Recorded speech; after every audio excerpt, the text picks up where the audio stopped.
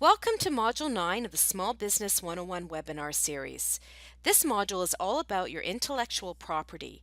Now that you have your marketing plan in place, we need to worry about our sustainable competitive advantage. This is more than worrying about starting up your business. We want to make sure that since we're putting in all of this effort, that we have a long-term strategy. With this module, you will be ready to build your intellectual property. This is the 9th module of 10 that complete the Small Business 101 webinar series. The Small Business 101 series will get you started with some of the most important information you need to know as a startup entrepreneur.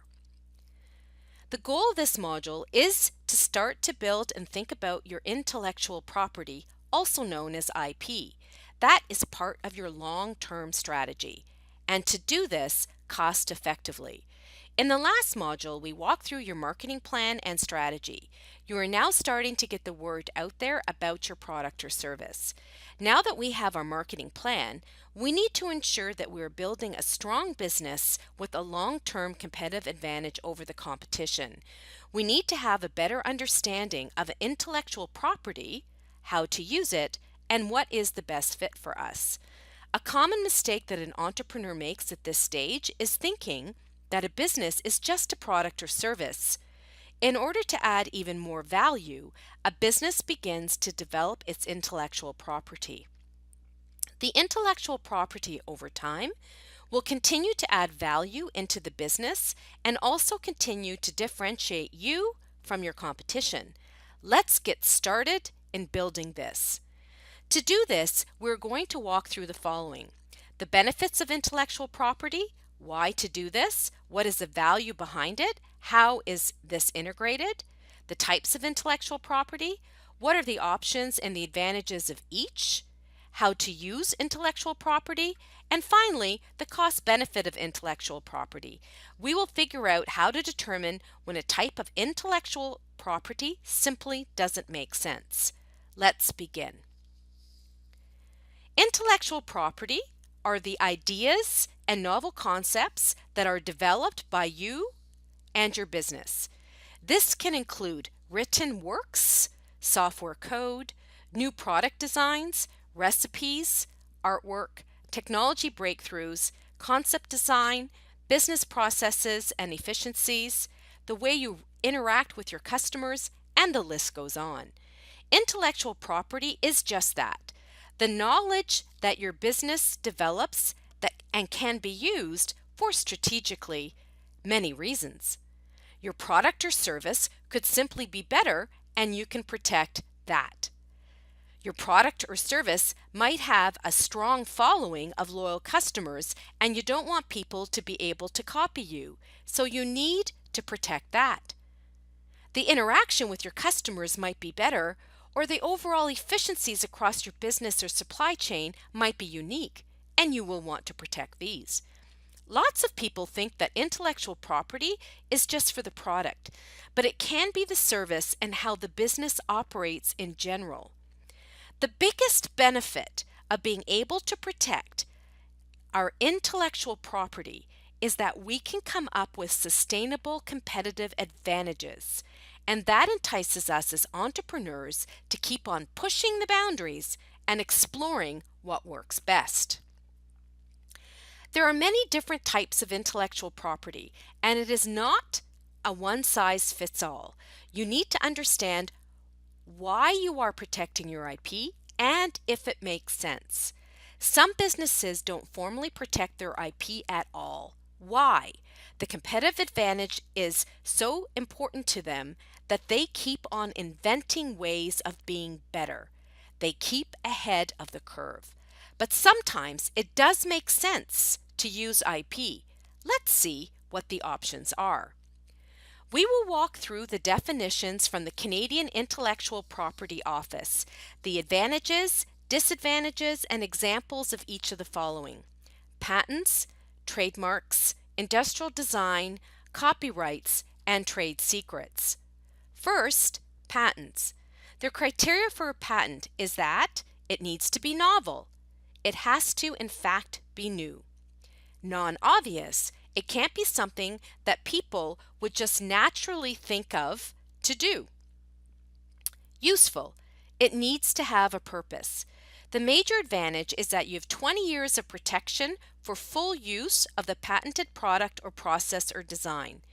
These 20 years make it helpful to encourage research in fast-paced industries such as pharmaceuticals or technology so that the business has a chance to make back the cost of research and development of the new ideas. The disadvantages are that this can be a time-consuming and costly process to get a patent. Plus, you have to register a patent in each country that you wish to protect it, which makes it more costly. And you have to disclose how the product or process works in order to patent it. The most common examples of businesses that use this would be a brand new invention, but more often it is in research-based organizations such as in the pharmaceutical and tech industry segments. Trademarks.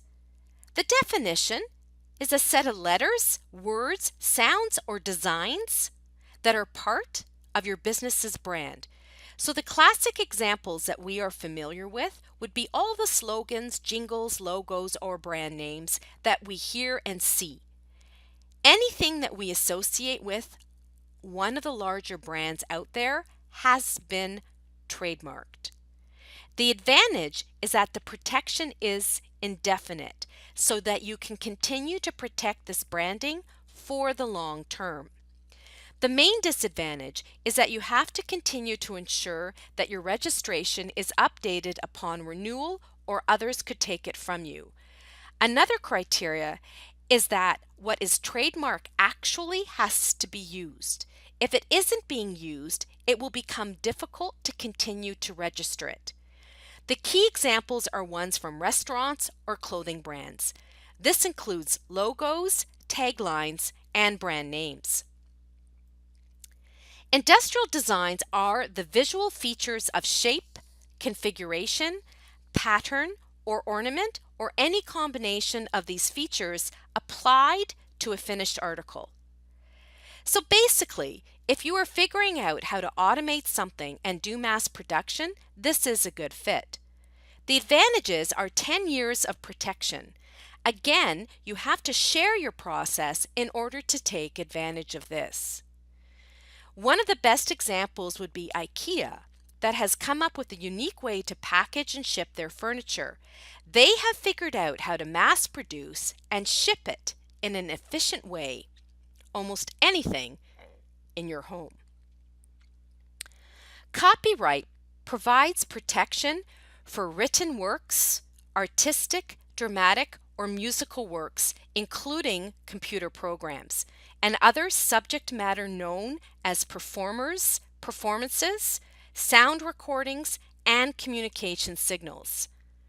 This also includes the written programming for software.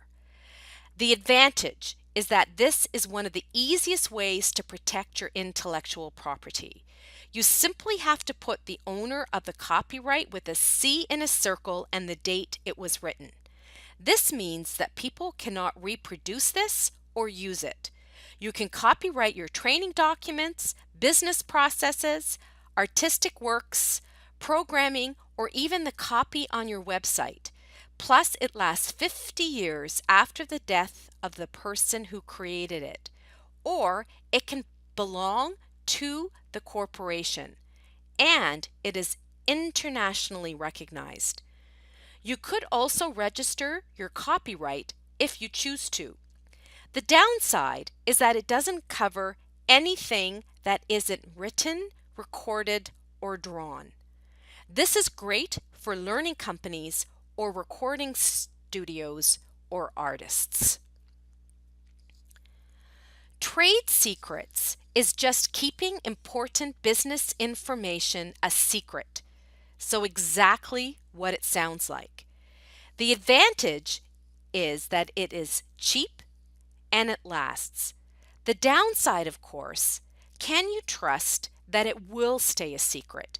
How do you make sure that this happens? Especially if your business grows, how do you ensure that your employees don't leak this information? Examples of trade secrets are recipes and business processes. KFC, Kentucky Fried Chicken, and Coca-Cola have famously protected their recipes this way. Now that you know the different ways to protect your intellectual property, or IP, what methods are best for you? If you are planning to use IP, you have to be willing and able to monitor if others are using it, and legally pursue or threaten violators. That is how you have to protect it in the long run. So knowing that there is a cost to setting up IP and continuing to protect it, when does it make sense to do so? We need to do a cost-benefit analysis of if it makes sense. First, you need to investigate how much money can you make from the IP. This can be either the long term or the short term, but how much are you projecting? How much of this is reliant on your IP being protected? Second, how much will it cost you? Patents are expensive with ongoing maintenance fees, but they give you a monopoly for 20 years. Industrial design is similar and only has a few maintenance fees. Trademarks are relatively inexpensive, but it does have ongoing fees that you are paying each year. Copyrights can be inexpensive, but it has a narrow scope of what you are protecting. Trade secrets can start off inexpensive, but as your business grows, there could be more involved in keeping trade secrets. And don't forget the part of the cost to enforce them. What will this cost, or could this cost be? And then just compare the potential benefit versus the potential costs. Module 9 was all about intellectual property and your long-term strategy. We went through the benefits of IP, the types, how to use it, and how to do a cost-benefit analysis of IP. Now you are ready to start protecting your intellectual property cost-effectively. Module 9 is the 9th of 10 modules for the Small Business 101 webinar series. Now let's get going.